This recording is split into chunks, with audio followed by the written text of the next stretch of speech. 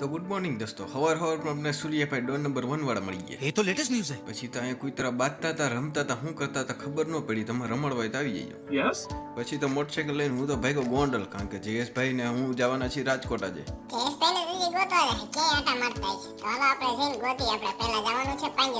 આપણે તેને કીધું તો એ ઠેકાણે પૂગી ગયા, પણ જયેશભાઈ તો પૂગ્યા નહીં. તો હું તો ઘણી વાર ઊભો રહ્યો, મારે તો અડધી કલાક થઈ ગઈ, તો એ જયેશભાઈ દેખાણાય. પછી મેં ક્યાંય ગયા, દેખાય કે નહીં? હા, આવી ગયા લાગે. જોરિયા જયેશભાઈ.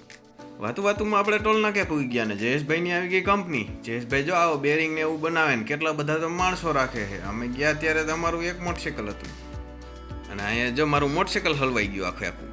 પછી જયેશભાઈને કીધું હાલો હવે રાજકોટ જવું ને આટો મારો. આવી ગયા. હા, જવાનું જોઈને એમાં શું કાંઈ પૂછવાનું હોય કે જયેશભાઈ તો કરોડોની ડીલ કરે બેઠા બેઠા વાહે ને આપણે તો મોટરસાઇકલ લાગતા હતા.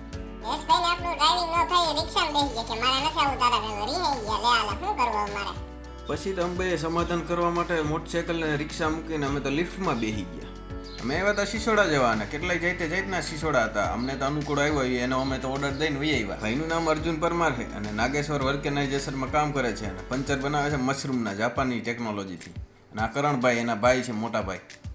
કેટલાય દિવસો પછી જલારામને મળ્યા અને બધા દોસ્તારોને મળ્યા. બહુ જ મજા આવી ગઈ. જો આ બધા આપણા દોસ્તારો અને આપણાના કરણભાઈએ તો એક થાળીમાં ખાધેલું. ગમે એનું શાક હોય ને બે મિક્સ કરીને ખાવાનું.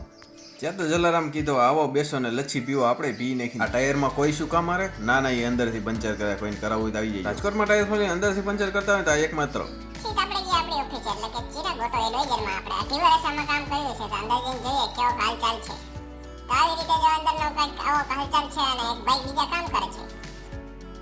પછી તો અમે પહોંચી ગયા ડીમાર્ટમાં ખરીદી કરવા માટે. કીધું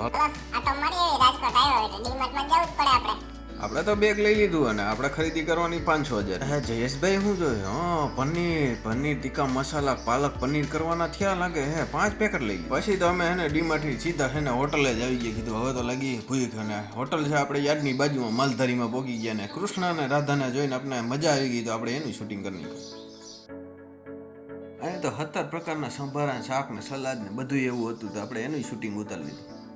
પછી તો અમને ભાવતી તે ખીર, તો ખીરી આવી ગઈ છે ને આપણે જો આપણી થાળી કમ્પ્લીટ થઈ ગઈ. તો હાલો પેલા દા બળવા જ મંડી હરખાઈનું ખાઈ લે, કારણ કે ભૂખે એવી લાગી.